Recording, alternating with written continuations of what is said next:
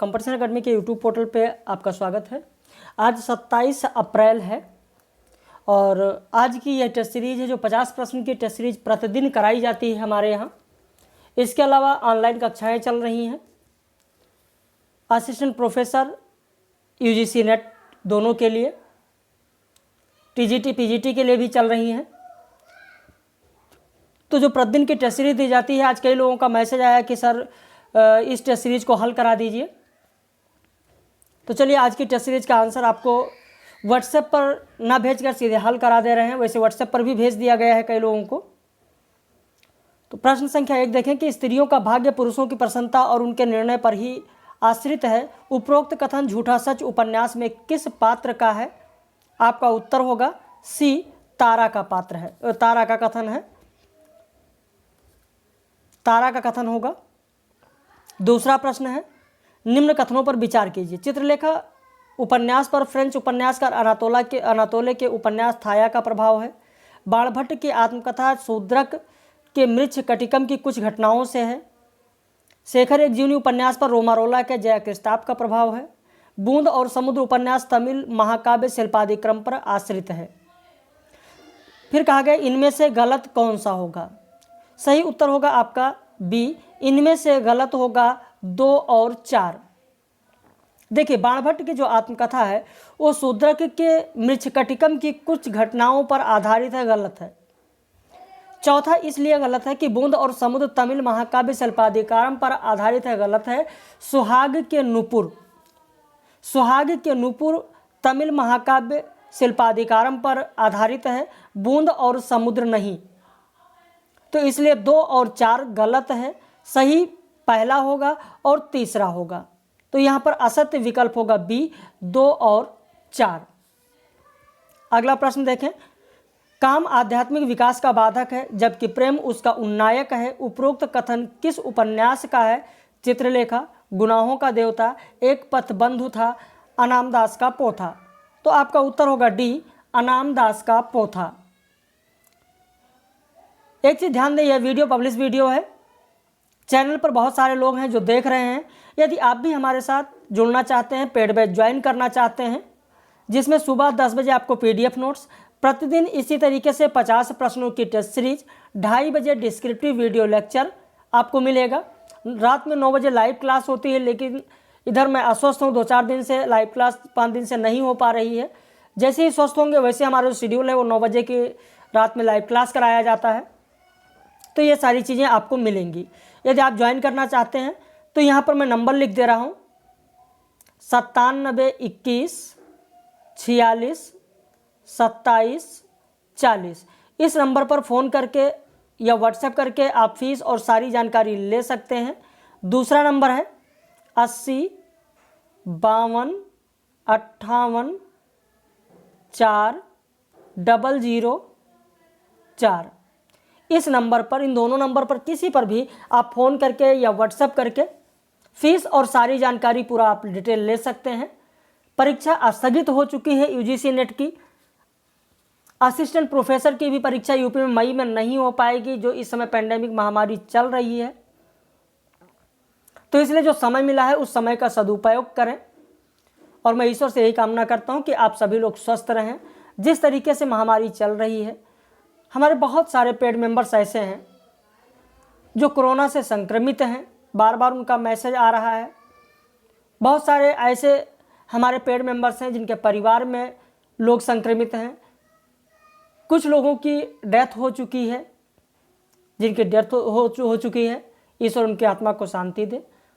और जो लोग कोरोना से संक्रमित हैं, ईश्वर उन्हें जल्द से जल्द स्वस्थ कर दे, यही मेरी कामना है। बाकी जो लोग स्वस्थ हैं, सही हैं, वो अपने समय का सदुपयोग करें, साफ सफाई का ध्यान रखें। तो चलिए शुरू करते हैं। तो यहाँ पर प्रश्न संख्या 3 हो गया। प्रश्न संख्या 4 देखें, जीना यहाँ फिल्म किस कहानी पर बनी है?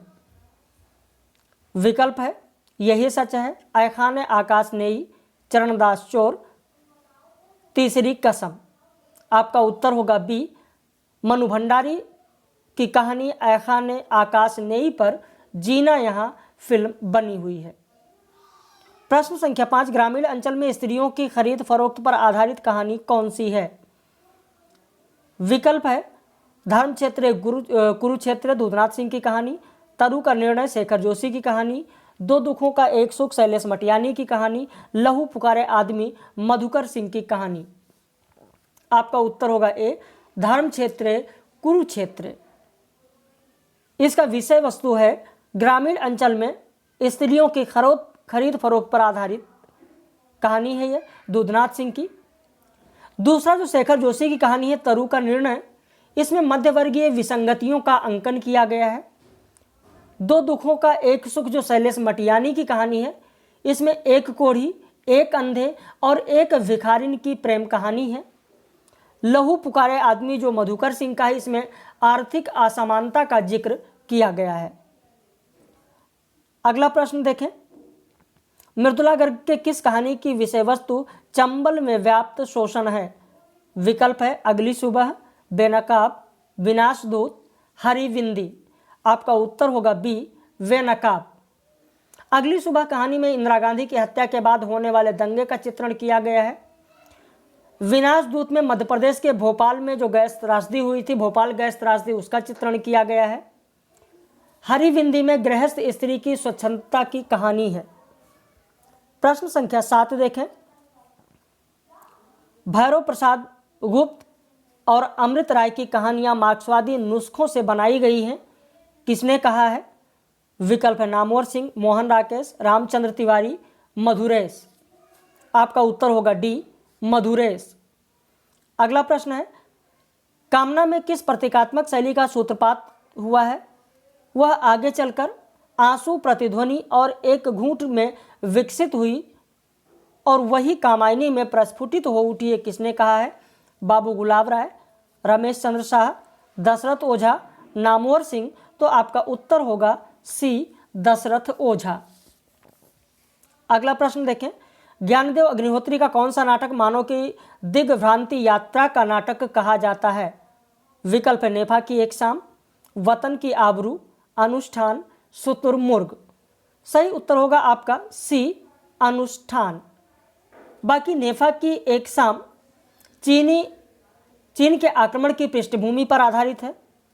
वतन की आबरू भारत पाकिस्तान विभाजन पर आधारित है। शुतुरमुर्ग नेहरू कालीन राजनीतिक परिस्थितियों का चित्रण इसमें किया गया है। अगला प्रश्न है, आषाढ़ का एक दिन नाटक के संदर्भ में निम्न में से सही कथन कौन कौन से हैं? कालिदास की मनः स्थिति खंडित है, बिल्कुल सही है। मल्लिका कालिदास की प्रेयसी है, उसकी संपूर्ण कृतियों की प्रेरणा शक्ति है, सही है। मल्लिका अंततः विलोम की विवाहिता में परिणत हो जाती है, गलत है। विलोम का चरित्र कालिदास के सापेक्ष है, अनुपूरक है, सही है। यानी सही विकल्प होगा सी 1, 2 और 4। अगला प्रश्न देखें, कई लोगों ने इस प्रश्न का गलत उत्तर भेजा था। भुवनेश्वर को प्रेमचंद की खोज किसने माना है? दूधनाथ सिंह, मोहन राकेश, नेमचंद्र जैन, जयदेव तनेजा। सही उत्तर होगा आपका ए दूधनाथ सिंह। अधना युग में किस पात्र द्वारा कृष्ण मृत्यु को प्राप्त होते हैं? उसका नाम क्या है? जरा, अजस्र, वृषण, जारज। तो सही उत्तर होगा जरा। सर्वेश्वर ने किससे बातचीत के उपरांत बकरी नाटक लिखा था? जयप्रकाश नारायण, के कामराज, राम मनोहर लोहिया, आचार्य कृपलानी। तो सही उत्तर होगा सी राम मनोहर लोहिया। अगला प्रश्न है, अंधा युग नाटक के आरंभ में कौन से पुराण का जिक्र आता है? मत्स्य पुराण, पद्म पुराण, विष्णु पुराण, शिव पुराण। आपका उत्तर होगा सी विष्णु पुराण। अगला प्रश्न देखें, आधे अधूरे नाटक की केंद्रीय पात्र सावित्री के संदर्भ में सत्य कथन कौन सा है? वो एक नौकरी पेशा औरत है, बिल्कुल सही है, सावित्री नौकरी पेशा औरत है। वो अपने पति के अलावा किसी और के प्रति आकर्षित है, बिल्कुल है। उसकी छोटी बेटी का नाम बिन्नी है, नहीं, बिन्नी बड़ी बेटी है। किन्नी छोटी बेटी है, तीसरा गलत होगा।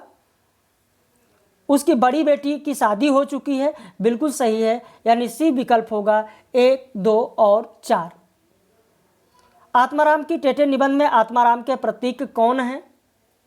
आपका उत्तर हो जाएगा डी महावीर प्रसाद द्विवेदी। अगला प्रश्न, बड़ी धूम से टेसू आए, लड़के लाड़ी साथ लगाए, होगा दिल्ली में दरबार, सुनकर चौंक पड़ा संसार, पंक्तियां किसकी हैं? तो आपका उत्तर होगा बी, बाल मुकुंद गुप्त। अगला प्रश्न देखें, निम्न में से कौन सा सुमेलित नहीं है? सुमेलित नहीं है पूछा गया है। शैतान के बहाने सुमेलित है। जो घर फूके पुरुषोत्तम अग्रवाल गलत है, क्योंकि ये पुरुषोत्तम अग्रवाल का नहीं है बल्कि ज्ञान चतुर्वेदी का है। आगम की नाव कुबेरनाथ राय सही है। खालिज मौज में विष्णुकांत शास्त्री गलत हैं। शिव प्रसाद सिंह है। तो इस तरीके से कौन सा सुमेलित नहीं है? विकल्प होगा बी, 2 और 4 सुमेलित नहीं है, क्योंकि जो घर फूके ज्ञान चतुर्वेदी का है, खालिस मौज में शिव प्रसाद सिंह का है। तो उत्तर होगा आपका बी, 2 और 4। इतिहास का 100 निबंध के निबंधकार कौन है? आपका उत्तर होगा रविंद्रनाथ त्यागी। छाया का जंगल निबंध के निबंधकार कौन है? आपका उत्तर होगा ए, अज्ञे। घूमता आईना किस पत्रिका का अस्थाई स्तंभ था? आपका उत्तर होगा ए, धर्मयुग पत्रिका का अस्थाई स्तंभ था घूमता आईना। अगला प्रश्न है, निम्न में से कौन सी मासिक पत्रिका नहीं थी? तो आपका उत्तर होगा कर्मयोगी मासिक पत्रिका नहीं थी। निम्न में से किस पत्रिका का प्रकाशन 1900 ईस्वी नहीं था? भाई सरस्वती का प्रकाशन भी 1900 ईस्वी में प्रारंभ हुआ, सुदर्शन का भी हुआ, छत्तीसगढ़ मित्र का भी हुआ, लेकिन समालोचक का नहीं हुआ है। आपका उत्तर होगा डी। 1930 ईस्वी में किस पत्रिका का बलिदान अंक निकला था जिसे अंग्रेजों ने जब्त कर लिया था? हिंदू पंच, हिंदू मंच, हिंदू 5 या हिंदू? आपका उत्तर होगा ए, हिंदू पंच। 24 का उत्तर ए होगा, हिंदू पंच। अगला प्रश्न देखें, निम्न में से कौन सी रीति को ग्राम्या भी कहा जाता है? तो पांचाली को ग्राम्या भी कहा जाता है। आनंदवर्धन ने वाच्यार्थ को ज्ञात कर लेने वाले व्यक्ति को क्या कहा है? तो आनंदवर्धन ने बोद्धा को वाच्यार्थ को ज्ञात कर लेने वाला व्यक्ति कहा है। किस आचार्य ने उपमा को संपूर्ण अलंकारों की जननी कहा है? आपका उत्तर होगा डी, राजशेखर। राजशेखर ने उपमा को संपूर्ण अलंकारों की जननी कहा है। मैं अलंकार को केवल वर्णन प्रणाली मानता हूं, किसने कहा है? तो आचार्य रामचंद्र शुक्ल जी ने कहा है। सर्वप्रथम किस आचार्य ने गुण को रीति के नियामक के रूप में मान्यता दी है? भरत मुनि, आचार्य भामा, आचार्य दंडी, आचार्य वामन। आपका उत्तर होगा सी, आचार्य दंडी। निम्न में से कौन सा तत्व रस ध्वनि में शामिल नहीं है? तो भावोदय शामिल है, भाव संधि शामिल है, भावाभास शामिल है, लेकिन भावाभाव शामिल नहीं है। ये सारी चीजें आप लोगों को पढ़ाई गई हैं। जब मैंने आपको काव्यशास्त्र पढ़ाया वहां पर सारी चीजें आपको बताई गई हैं। किस विद्वान ने उक्त व्यक्ति प्रकरण की भाषा को प्राचीन कोसली कहा है? तो आपका उत्तर होगा सुनीत कुमार चटर्जी ने कहा है। नासिक व्यंजनों का दूसरा नाम क्या है? पंचमाक्षर। मैंने संयुक्ताक्षर क्या है वो भी बताया है, अनुस्वार क्या है वो भी बताया है, बद्धाक्षर क्या है वो भी बताया है, और पंचमाक्षर क्या है वो भी बताया है। ये सारी चीज़ें मैंने आप लोगों को करा दिया है। जिन लोगों का हाल ही में एडमिशन हुआ है कोई दिक्कत नहीं है, अभी उनको पूरा सिलेबस कराया जाएगा। अभी तो कहानी चल रही है, जिसमें आज चंद्रदेव से मेरी बातें और दुलाई वाली का लेक्चर आप लोगों को मिला है, और इसके बाद आप लोगों को नाटक कराया जाएगा, फिर निबंध कराया जाएगा, फिर अन्य विधाएं होंगी।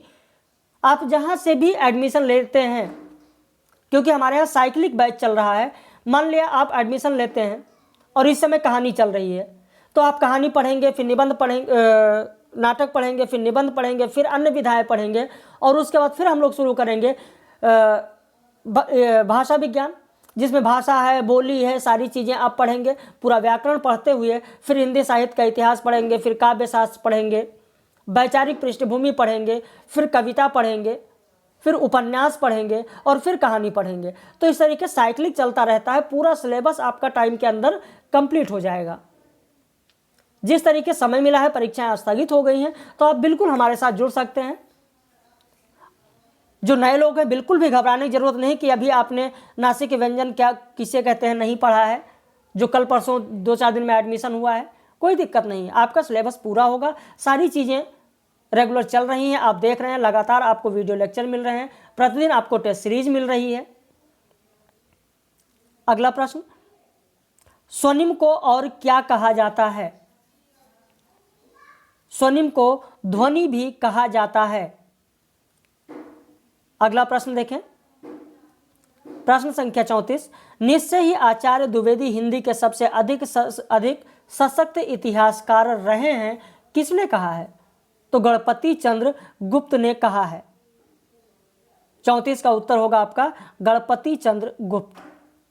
अगला प्रश्न, हिंदी के विधेयवादी साहित्य इतिहास के आदम प्रवर्तक शुक्ल जी नहीं अपितु गिरे अर्सन हैं, नलिन बिलोचन शर्मा ने कहा है। निम्न में से कौन से आचार्य चुखलुक नाम से भी जाने जाते थे? विकल्प है भरत मुनि, आचार्य दंडी, आचार्य कुंतक, आचार्य अभिनव गुप्त। तो आपका उत्तर होगा डी, आचार्य अभिनव गुप्त चुखलुक नाम से भी जाने जाते थे। अगला प्रश्न देखें, प्रेमचंद ने किसकी प्रेरणा से अपनी कहानियों को हिंदी में रूपांतरित करके छपवाया? भाई आप तो जानते हैं प्रेमचंद की बहुत सारी कहानियां हैं, बहुत सारे उपन्यास हैं जो उर्दू में थे, बाद में उन्हें हिंदी में रूपांतरित किया गया। तो उन्होंने किससे प्रेरित होकर अपनी कहानियों को हिंदी में रूपांतरित कराया?